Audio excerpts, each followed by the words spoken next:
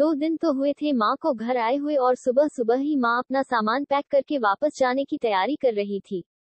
ऐसे ही तो ना आई थी माँ बेटे के घर। आने का कारण भी खास था। बहू की डिलीवरी हुई थी और दादी बनने का नसीब मिला था माँ को। माँ दौड़ी दौड़ी खुशी खुशी अपने कॉलेज से छुट्टियां लेकर आई थी अपने पोते का मुंह देखने के लिए। एक बड़े कॉलेज में लेक्चरर होने के बावजूद माँ की सोच अभी भी ऑर्थोडॉक्स टाइप की थी, जो पहले से यह सोचकर बैठी थी कि पोता होगा तो अच्छा होगा।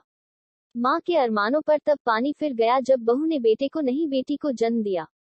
हालांकि माँ ये सब अपने चेहरे पर दिखाना नहीं चाहती थी, लेकिन उनका बर्ताव सारी बातें बयां कर रहा था। माँ को वापस जाने की तैयारी करता देख बेटा माँ के पास आया और माँ से बोला, माँ 2 दिन तो हुए हैं तुम्हें आने को और तुम जाने की तैयारी कर रही हो। अरे बेटा तुम तो जानते ही हो कॉलेज फिर से शुरू हो गए हैं। तुम्हारे पापा और मेरे लेक्चर फिर से शुरू करने पड़ेंगे। ज्यादा छुट्टियां भी तो नहीं ली थी मैंने, जाना तो पड़ेगा। लेकिन तू चिंता मत कर, थोड़े दिन बाद मैं और तुम्हारे पापा दोनों ही वापस आएंगे। अगले दिन सुबह सुबह माँ नहा धोकर जाने के लिए तैयार थी। बेटा किचन से चाय बनाकर माँ को देता है।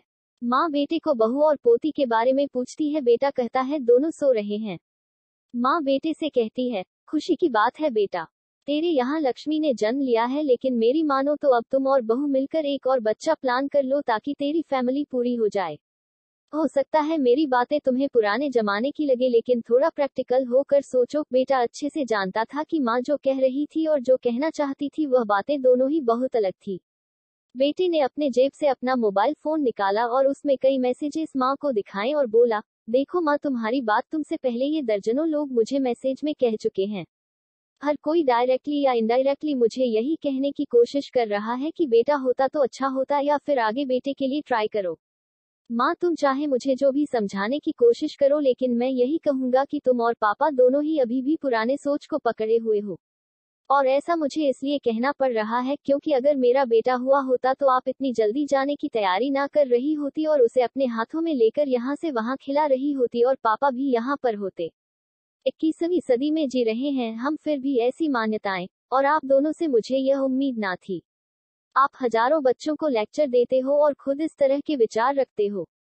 अगर आप ऐसा मानते हो कि बेटा और बेटी दोनों होंगे तभी फैमिली कंप्लीट होगी, तो मेरे एक सवाल का जवाब दीजिए कि मैं अकेला क्यों हूँ?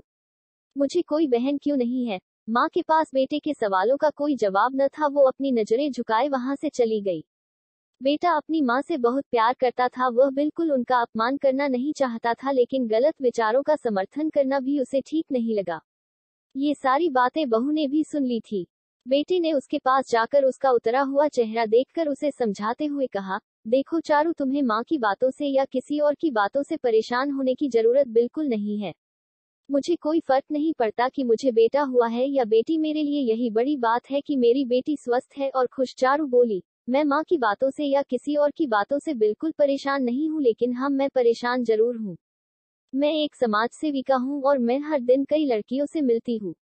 अचरज की बात है कि मुझे आज तक एक भी लड़की ऐसी नहीं मिली जो कहती हो कि लड़की होने की वजह से उसे अलग तरीके से ट्रीट ना किया गया हो या कुछ सहना ना पड़ा हो।